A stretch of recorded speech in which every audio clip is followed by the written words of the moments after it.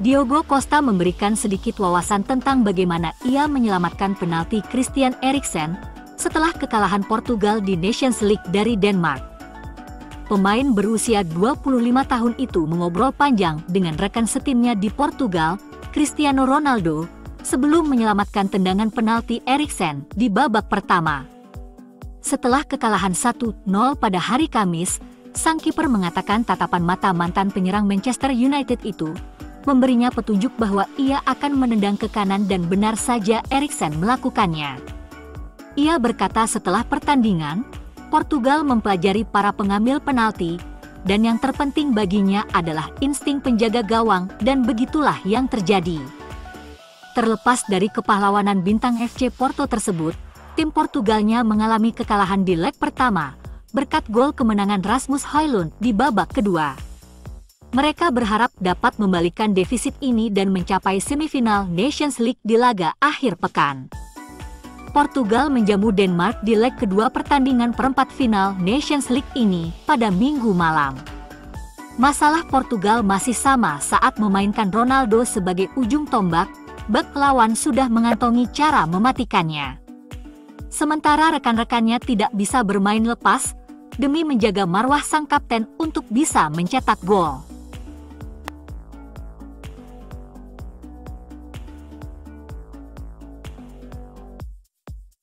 Agen penyerang Bournemouth, Anthony Semenyo, dilaporkan telah mengonfirmasi bahwa Manchester United telah membuka pembicaraan untuk merekrut pemain tersebut.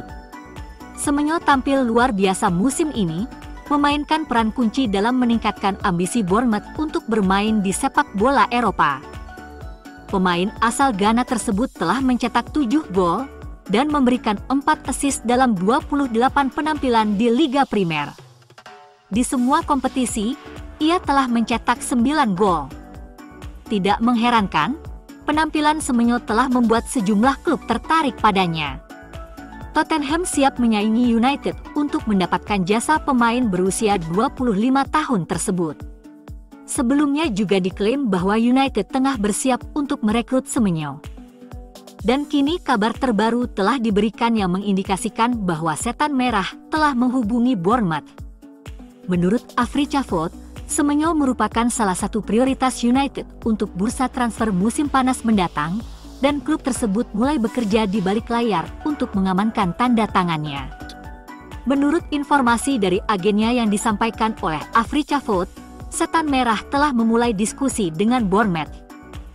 Klub asal Manchester itu kabarnya siap mengajukan tawaran sebesar 40 juta euro, sementara The Cherries meminta 50 juta euro.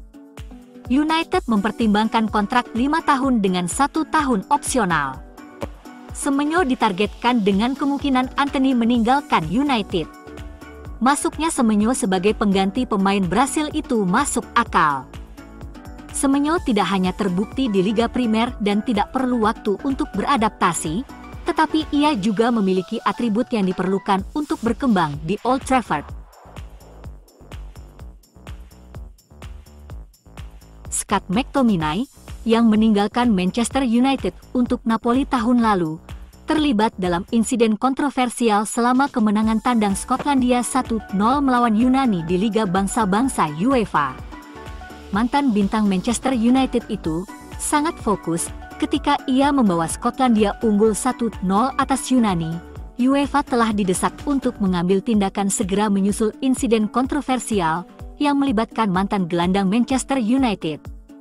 Leg pertama pertandingan playoff, tandang ke Yunani pada hari Kamis, 21 Maret, berlangsung dalam pertandingan sepak bola yang seru.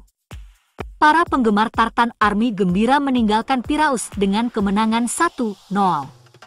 Namun, pertandingan itu bukan tanpa kontroversi karena para penggemar berbondong-bondong ke media sosial untuk menyampaikan masalah yang kontroversial kepada badan sepak bola tersebut. Sesuatu yang mereka sebut tidak sesuai aturan dan memalukan.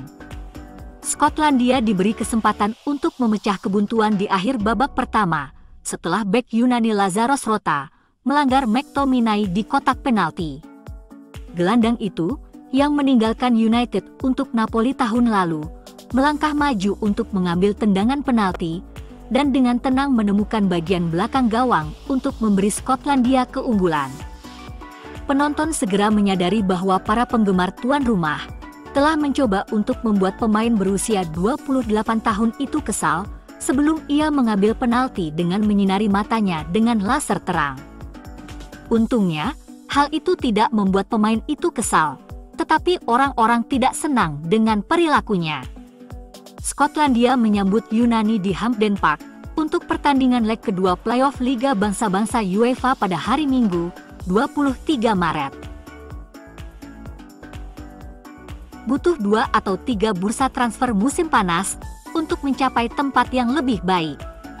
Itulah yang dikatakan oleh Sir Jim Ratcliffe saat ia memaparkan bagaimana ia akan membentuk kembali klub yang belum pernah memenangkan Liga Primer sejak 2013. Dengan pelatih kepala saat ini Ruben Amorim yang terpaku pada formasi 3-4-3, daftar belanja musim panas United diklaim untuk 4 posisi. Striker, pemain nomor 10, gelandang atletis, dan bek tengah. MU agaknya menyudahi perburuan bek sayap kanan. Bek sayap sejati adalah spesies yang terancam punah di era permainan yang lebih menyukai bek sayap yang lebih tradisional. Kumpulan bakat di sana lebih sedikit daripada posisi lain. Beberapa opsi kelas dunia sudah berkembang pesat di klub mereka saat ini, membuat mereka semakin sulit direkrut. Beberapa tim yang memiliki bek sayap elit akan menyadari niat Amorim di bursa transfer musim panas, sehingga pajak MU yang ditakuti bisa muncul lagi. Chelsea paling senang menggunakan bek sayap di era modern Liga Primer. Conte menjadi manajer pertama dalam setengah abad yang memenangkan Liga Inggris dengan bermain dengan 3 bek pada 2016-2017. Kemudian Thomas Tuchel menggunakan sistem yang sama saat klub London itu menambahkan gelar Liga Champions 4 tahun kemudian. Inter, Bayer Leverkusen, Atalanta, dan Sporting telah berkembang pesat dengan beberapa varian 3 bek. Namun, di Portugal, sementara tim utama Amorim menggunakan formasi 3-4-3. Tim Akademi Sporting menurunkan 4 bek selama 4,5 tahun masa tugasnya. Seorang bek sayap harus bisa naik turun lapangan. Tim juga membutuhkan pemain pengganti untuk masuk dan dapat bermain di area tersebut. Bek sayap harus memiliki stamina yang luar biasa dan harus mempertahankan aksi teknis sepak bola yang tinggi saat merasa lelah.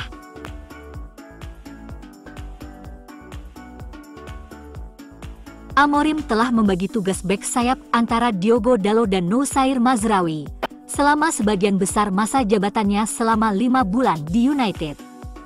Pelatih asal Portugal itu menyukai bek sayap yang bisa menggunakan 2 kaki, menyebut mereka lebih lengkap saat berusaha melewati lawan dan memasuki sepertiga akhir.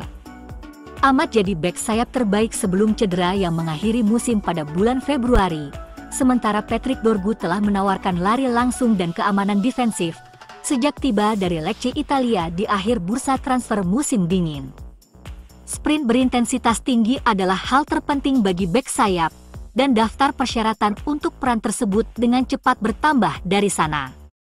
Bek sayap Amorim perlu memberikan lebar dan melakukan umpan silang, tetapi juga menawarkan ancaman di area tengah, memotong ke dalam untuk menembak ke gawang atau bekerja sama dengan rekan setim. Untuk memaksimalkan ancaman ini, ia memiliki rekam jejak memainkan bek sayap kidal di sisi kanan tim dan sebaliknya. Amorim menganggap karakteristik pemain lebih penting daripada posisi mereka yang sebenarnya, dan ada beberapa sifat yang secara rutin ia inginkan dari mereka yang ditempatkan di sisi sayap. Meskipun umpan silang merupakan salah satu keterampilan utama, baik dari dalam maupun dari garis pertahanan, ia juga dituntut mampu berlari membawa bola, tetapi benar-benar menguasai lapangan. Fisik adalah aspek penting dalam bermain dalam formasi 3-4-3 Amorim. Tidak hanya untuk bek sayap tetapi juga untuk setiap anggota skuad. Amorim memberikan debut tim utama kepada Harry Amas di akhir pekan. Pemain berusia 18 tahun itu memainkan 21 menit terakhir pertandingan sebagai bek sayap kiri dan sangat terampil dengan bola di ruang sempit. Bek kanan Jayden Kamason tampil mengesankan dengan penampilannya untuk tim U18 asuhan Adam Lawrence. Bendito Mantato adalah salah satu pilihan yang lebih serba bisa di akademi. Ia kidal tetapi telah bermain di kedua sisi sepanjang karirnya, sebagai bek sayap dan di sayap. Ketiga prospek tersebut telah berlatih dengan skuad tim utama di bawah Amorim. Masing-masing memberikan solusi yang memungkinkan untuk mengatasi sakit kepala taktis jika mereka berhasil melangkah maju. Dalot, Chow, Mazraoui, Dorgu dan pemain baru, Diego Leon, adalah bek sayap utama Amorim musim depan. Namun, cedera bisa membuat Amas dan kedua rekannya di U18 melangkah maju ke skuad senior.